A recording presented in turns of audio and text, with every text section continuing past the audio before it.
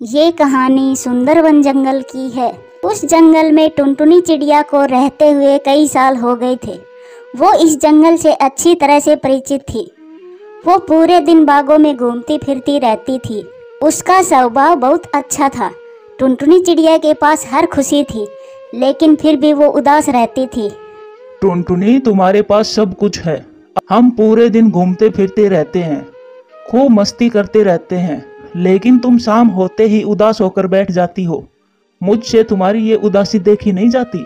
Rocky जी, आप तो जानते हो मुझे बच्चे कितने अच्छे लगते हैं। काश हमारा भी कोई बच्चा होता।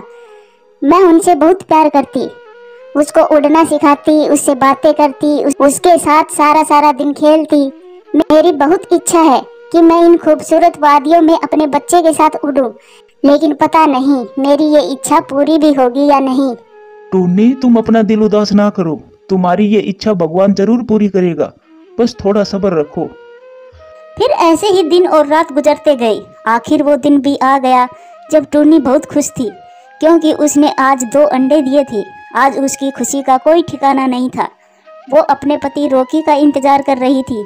जैसे ही शाम को रॉकी घर आता है, वो खुशी से कहती है, रॉकी जी, भगवान ने हमारी सुन ली। अब हमारे जीवन में भी खुशियाँ आने वाली है। आज मैंने 2 अंडे दिए हैं।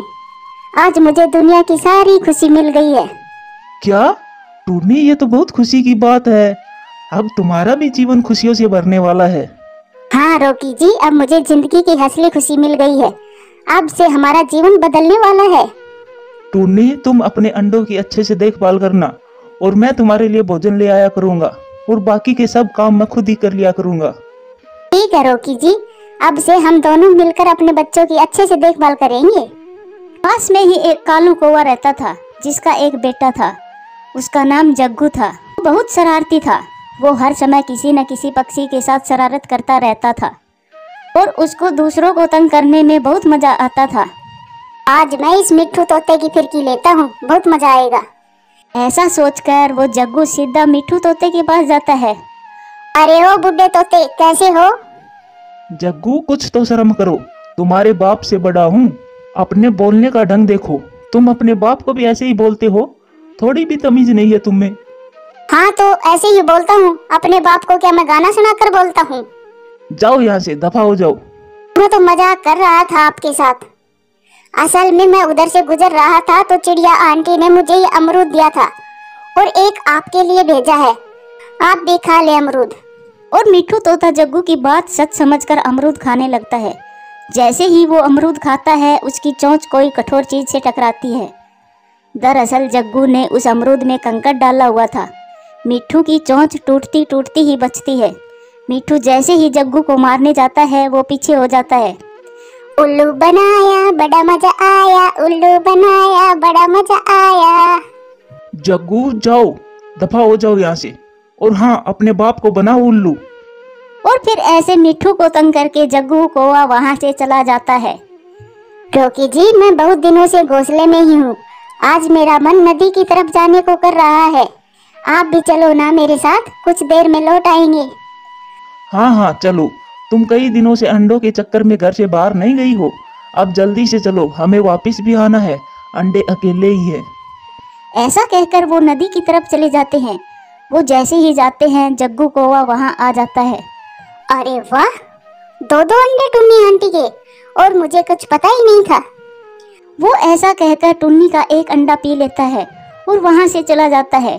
थोड़ी देर में जब टुन्नी घर आती है, वो अपना एक अंडा टूटा देखकर रोने लगती है। हे भगवान, ये क्या हो गया? मेरा एक अंडा कौन पी गया? मैंने किसी का क्या बिगाड़ा था जो मेरे साथ ऐसा किया? ये किसी पक्षी की शरारत है। मैं जल्द ही पता लगा लूंगा। तुम अब शांत हो जाओ, और शुक्र करो कम से कम एक अंडा तो छोड़ दिया उस जालिम ने। अगर वो ये भी खा लेता तो हम तो जीते जी ही मर जाते। वो दोनों ऐसी बातें कर ही रहे थे कि वहाँ मिट्ठू तोते का बेटा आ जाता है। टुन्नी आंटी, आप क्यों रो रही हो? फिर टुनटुनी उसको सारी बात बताती है। ये काम जरूर वो जग्गू कौवा करके गया है, ये पक्की बात है। मैं भी उसके घर ही जा रहा हूँ उसके बाप को बताने। वो अभी अभी मेरे पापा जी को तंग करके आया है। उसके अलावा कोई ऐसा नहीं है हमारे जंगल में जो ऐसा करे। एक वो ही है जो जंगल के सभी पक्षियों की नाक में दम कर रखी है। आप भी मेरे साथ चलो, फिर हम पूछते हैं वो ऐसा क्यों करता है। फिर वो दोनों कौवा के घर की तरफ चले जाते हैं। कालू अंकल, तुम्हारे बेटे ने मेरे पापा जी को अमरूद में पत्थर डालकर खिला दिया। इसे शर्म नहीं आती अपनों से बड़ों के साथ ऐसी शरारतें करते हुए। और फिर टुनटुनी चिड़िया भी बोलती है, और इस जालिम ने मेरा एक अंडा भी पी लिया है। जग्गू कौवा हैरान था कि वो अमरूद वाली बात तो पता चलनी ही थी, लेकिन अंडा पीने वाली बात कैसे पता चली। वो सोचा शायद किसी ने देख लिया होगा। जग्गू, ये दोनों क्या कह रहे हैं? पापा जी, अमरूद से पत्थर निकाल कर खा लिया होगा इसके पापा जी ने। मैंने तो मजाक किया था और फ्री में एक अमरूद भी तो दिया है। और पापा जी, 2 अंडे थे इस आंटी के, अगर मैं दोनों ही पी लेता फिर। मैंने तो भलाई किया है इस आंटी का जो एक अंडा छोड़ दिया और एक ही पी लिया। सुन लिया तुम दोनों ने, मेरा बेटा इतना भी बुरा नहीं है, बस थोड़ा शरारती है, उम्र के साथ साथ सुधर जाएगा। हम तुमसे लड़ाई नहीं करना चाहते, लेकिन जो तुम इसकी शरारतों पर पर्दा डाल रहे हो ना, सजा भुगतोगे तुम, मेरी ये बात याद रखना। फिर वो दोनों वहां से चले जाते हैं। अब तो जग्गू कौवे को अंडा पीने की आदत सी लग गई थी। वो आए दिन किसी न किसी पक्षी का अंडा पी जाता। वो ऐसे ही पक्षियों को बहुत परेशान करने लगा था। फिर एक दिन वो उड़ता उड़ता पहाड़ों की तरफ चला जाता है। ये अंडा तो काफी बड़ा है, आज तो मेरा पेट भर ही जाएगा। वो ऐसा सोचता है, लेकिन शायद उसे पता नहीं था कि ये चील का अंडा है। वो कुछ भी समझे बगैर वो अंडा तोड़कर पी लेता है। तोता वहाँ बैठा देख रहा था। वो जल्दी से चील के पास जाता है। चील आंटी, आपने कभी भी हमारा बुरा नहीं किया। आप बहुत अच्छे से रह रही हो हमारे जंगल में, लेकिन एक बुरी खबर है तुम्हारे लिए। जग्गू कौवे ने तुम्हारा अंडा तोड़कर पी लिया है। क्या? ये तुम क्या कह रहे हो? हाँ आंटी, मैं सच कह रहा हूँ, आप खुद जाकर देख लो।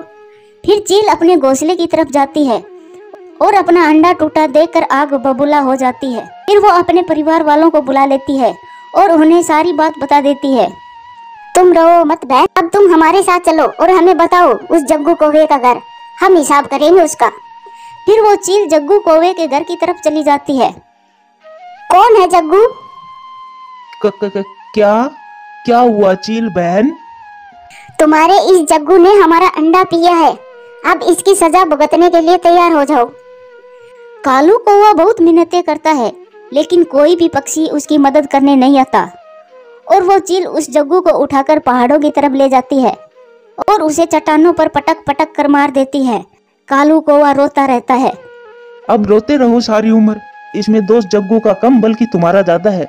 अगर तुमने उसे शुरू से ही समझाया होता और उसकी अच्छे से परवरिश की होती तो ये दिन ना देखना पड़ता। लेकिन अब कालू कौवे के पास रोने और पछतावे के सिवाय कुछ नहीं था। दोस्तों, इस कहानी से सीख मिलती है कि माँ बाप को हमेशा अपने बच्चों पर नजर रखनी चाहिए। उन्हें पता लगाते रहना चाहिए कि वो क्या करते हैं और क्या नहीं, कैसी उनकी संगत है। बच्चों को खिलाएं तो सोने की चम्मच में, लेकिन हमेशा देखे शेर की नज़र से, ताकि आगे चलकर कोई मुसीबत ना खड़ी हो। प्यारे दोस्तों, कहानी अच्छी लगे तो लाइक करें, शेयर करें, कमेंट्स करें और हाँ, चैनल को सब्सक्राइब करें। धन्यवाद। टुनटुनी चिड़िया और गौरी कौवी बचपन से ही अनाथ थी। दोनों का ही कोई भी परिवार नहीं था, इसीलिए दोनों ही मिलजुल कर एक साथ रहती थी। देखो गौरी बहन, जब हम छोटे थे तो भीख मांगकर एक दूसरे का पेट भर लिया करते थे, लेकिन अब हम बड़े हो गए हैं, अब हम कोई काम करके भी अपना पेट भर सकते हैं। हाँ टुनटुनी, तू सही कह रही है, अब पंख फैलाने में शर्म आती है। ऐसी बातें करके वो दोनों अपने अपने भीख मांगने वाले कटोरे फेंक देती है और काम की खोज में निकल जाती है। वो दोनों एक बड़े कपड़े के शोरूम में जाती है। सेठ जी, हम दोनों बहन बहुत गरीब हैं और काम की तलाश में हैं। आप हमें कोई छोटा मोटा काम दे दो तो आपकी बड़ी मेहरबानी होगी। हाँ, दुकान में 2 पक्षियों की जरूरत है, महीने का 5,000 दूंगा। कस्टमर की भीड़ लगी रहती है, 1 मिनट का भी सांस नहीं आता। 5,000 की सुनकर दोनों मन ही मन में खुश होती है। तभी दुकान का मालिक उनसे फिर से कुछ पूछता है। अच्छा, तो ये बताओ, तुम दोनों ने पढ़ाई कहाँ तक की है? मैट्रिक पास तो की है ना? ना सेठ जी, हम कोई मेंटल नहीं है, हम दोनों बहुत होशियार है, सब काम बहुत अच्छे से करते हैं। मैं मेंटल? अरे यार, तुम दोनों को मैट्रिक नहीं पता? इसका मतलब तुम अनपढ़ गवार हो। चलो चलो भागो यहाँ से, तुम्हारा कोई काम नहीं है यहाँ पर। सेठ जी, हम पर कुछ दया करो, हम पढ़े लिखे तो नहीं है, अनाथ है। हम दोनों ने एक साथ रहकर जैसे तैसे जीवन यापन किया है, आप हम पर रहम करो। भागो यहाँ से, तुम्हारे लिए यहाँ कोई काम नहीं है। ऐसी गवार नौकरी पर रखकर मैं अपने शोरूम का नाम खराब नहीं करवाऊंगा। वो शोरूम का मालिक उन दोनों को डांटकर वहां से भगा देता है। इसी तरह से वो कई दुकानों पर जाती है, मगर ना पढ़ पाने की वजह से उन्हें कोई भी काम पर नहीं रखता। वो दोनों बहुत दुखी हो जाती है। टुनटुनी, हम अनपढ़ गवार है, हम दोनों को कोई काम पर नहीं रखेगा, हम दोनों को अब भीख ही मांगनी पड़ेगी। गोरी मत रो, हमें जरूर कोई न कोई काम मिल जाएगा, बस तू भगवान पर भरोसा रख, वो हमें निराश नहीं करेगा। जिधर भी काम मांगने जाओ सब पढ़ाई पढ़ाई की पूछते हैं, हमारी हालत पर कोई दया नहीं करता। इस तरह से वो दोनों बहुत परेशान थी, अपनी हालत पर रो रही थी। सुबह से शाम भी होने वाली थी और दोनों को जोरों से भूख भी लगी थी। टुनटुनी, हमने सुबह से कुछ भी नहीं खाया है, मैं इस दुकान से कुछ खाने को मांग लाऊं? नहीं गोरी, तू इतनी जल्दी भूल गई? सुबह तो तूने ही कहा था कि दूसरों के आगे पंख फैलाने में शर्म आती है, और अब फिर से भीख मांगने की कह रही हो। तो फिर क्या करें, भूखे ही मर जाएं? ये दुकान वाले तो कोई भी काम हमें दे नहीं रहे, फिर हम क्या करें? टुनटुनी और गोरी दोनों ऐसे बातें कर रही थी कि तभी वहां पर एक बूढ़ा कबूतर हाँफते हुए आकर बैठ जाता है। उसके पास एक रंग बिरंगी चूड़ियों की टोकरी थी। आज तो एक भी चूड़ी नहीं बिकी और मैं उड़ उड़ कर भी थक गया हूँ। यहीं रुककर थोड़ा आराम कर लेता हूँ। ये कहकर वो चूड़ी वाला अपना भोजन का डिब्बा निकालकर खाने लगता है। गोरी कोवी की नजरें तो भोजन से हट ही नहीं रही थी। अरे बेटा, तुम तो बहुत भूखी लग रही हो, ये लो एक रोटी तुम खा लो। गोरी जैसे ही रोटी लेने आगे बढ़ती है तो टुनटुनी चिड़िया उसे डांटते हुए कहती है, गोरी, चाहे कुछ भी हो लेकिन हम मेहनत करके खाएंगे, ऐसे किसी से मांग कर नहीं खाएंगे। टुनटुनी बहन, खा लेने दो ना, एक ही रोटी है, अगर ये भी चाचा जी खा गए तो मेरा क्या होगा? अच्छा, तो तुम दोनों मेहनत करके खाना चाहती हो। ये लो मेरी चूड़ियाँ, तुम ये ले जाओ और इन्हें बेच आओ। तब तक मैं यहाँ आराम कर लेता हूँ। इन्हें बेचकर तो तुम खाना खा सकती हो ना?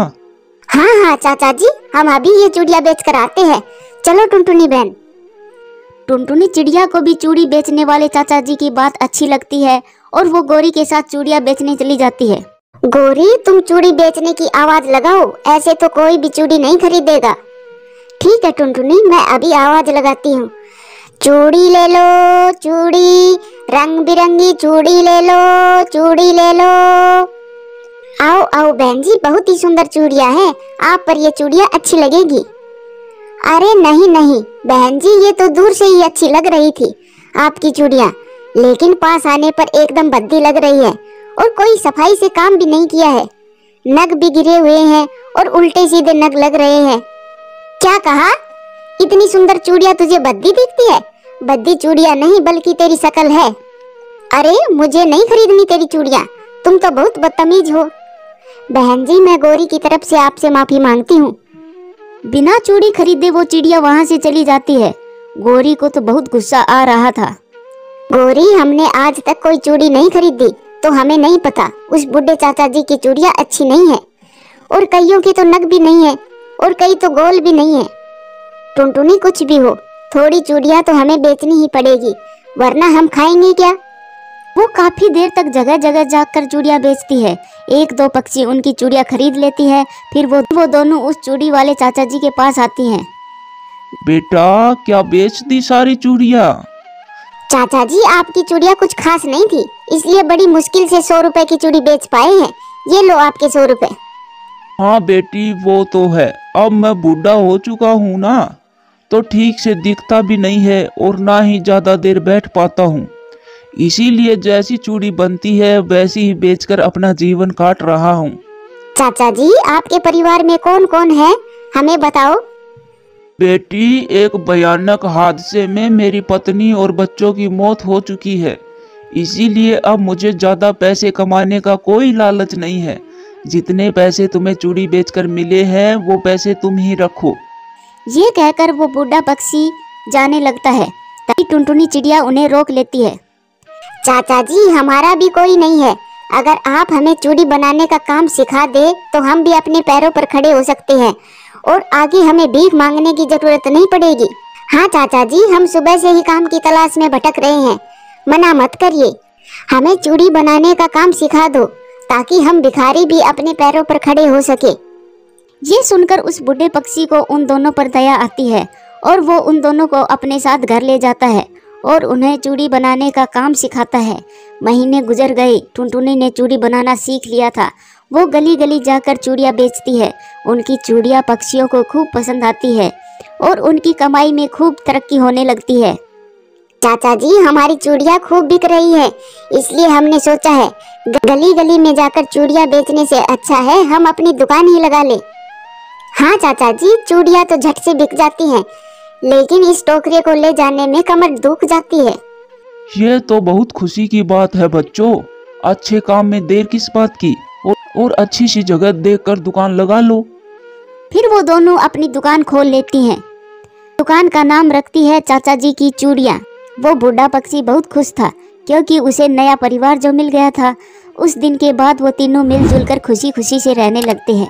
प्यारे दोस्तों, इस कहानी से सीख मिलती है, जीवन में आई मुश्किलों से हमें घबराना नहीं चाहिए, बल्कि डटकर उनका मुकाबला करना चाहिए।